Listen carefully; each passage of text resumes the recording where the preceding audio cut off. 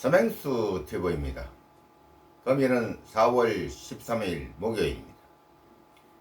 금일 주제는 대한민국에서 미국의 통신 감청을 하였던 것에 대해서 알아보겠습니다.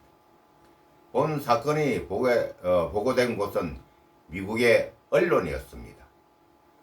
내용의 유출이 미국의 정보기관에서 임의로 유출을 한 것으로 판단됩니다. 도청이 미국 정보기관에 발생하였다면 이 관계를 언론에 유출할 이유가 없습니다. 유출되었다면 분명 이유가 있을 것입니다. 만일 한국 정부가 정책 판단을 부정적으로 하였다면 이것을 알게 되는 것은 적과 아군 양쪽에서 알았기 때문에 한국 정부의 경고성 알림이 필요했기 때문이라 생각이 됩니다. 미국은 내적에도 도청 문제가 발생하여 한국 사회에 파장을 일으킨 적이 있습니다. 어제 오늘의 일이 아닙니다. 우리의 통신보안이 결여된 것으로 뒤돌아봐야 할 것입니다. 미국은 한국의 정보의 누출이 동맹에 심각한 문제를 야기할 수 있으니 이를 사전에 알려줘야 할 곤란한 문제가 발생할 수 있었기 때문이라고 판단이 됩니다. 나라와 나라의 관계는 자신에게 유불리를 정부가 항상 생산하기 마련입니다. 미국의 바이든 정권이 생각하는 것은 윤석열 정권과 중공 시진핑 정권 간에 서로 소통하는 관계가 있지 않나 하고 의심을 하고 있으며 정보를 제공하는 간첩이 있다는 판단인 것 같습니다. 대한민국 국민들은 자신의 주권을 지킬 의사가 명확한 국민이라는 점을 정책자가 알면은 정보를 조작하여 국민을 속일 생각을 하지 않을 것입니다. 그러나 현실은 대한민국 요것을 보면 악들이 득세하여 이 나라를 잘못된 방향으로 인도하는 모습을 봅니다. 살인 백신이라는 판정이 내려졌는데도 아직까지 정부에서는 4차 백신 타령이나 하고 있는 자들이 있는 한 대한민국의 미래는 없습니다. 백신에 관하여 금년 4월 10일 어제입니다. 유튜브에 올려진 내용은 mRNA 백신을 음식으로 조제하기 위하여 동물에 주입하여 성공하였다는 기사를 보았습니다.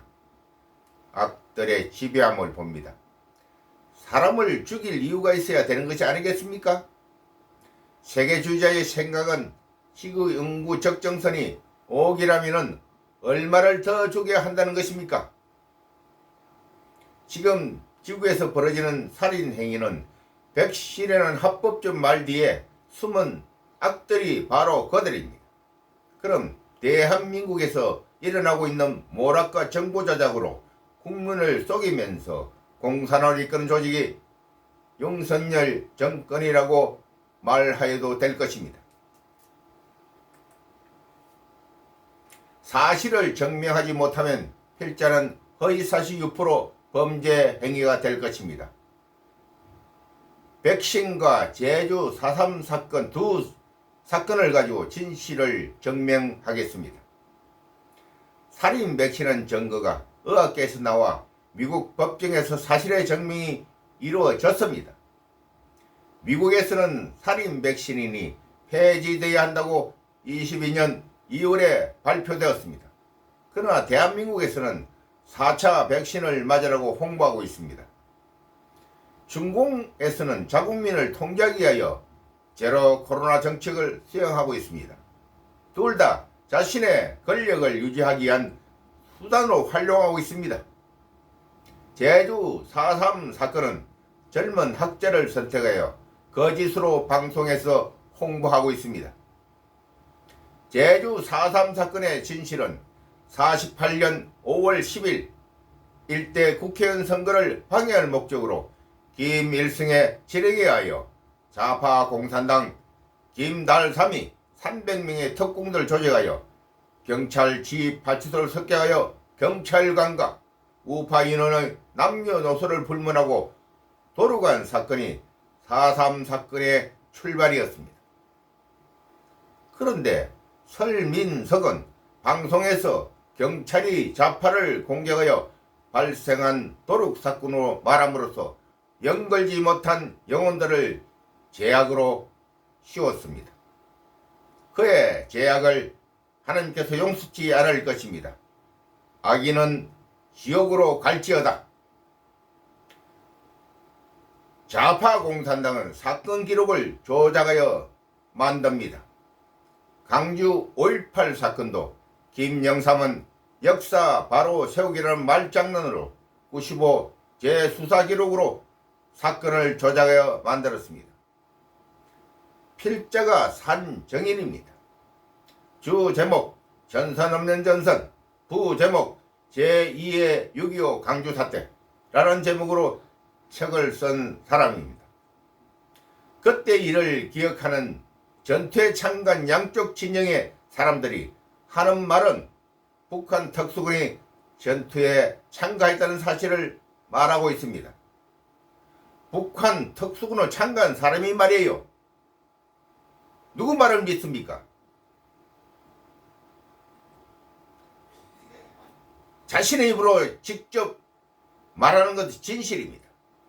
그런데 김영삼은 80년 사건 기록을 가지고 파견검사 홍준표가 북한의 소설책 85 강제의 분노 내용을 그대로 발췌하여 95년 재수사 사건을 기록을 만들었습니다. 사건을 조작한 홍준표와 대질신문을 제의합니다. 만일 필자가 허위사실이면은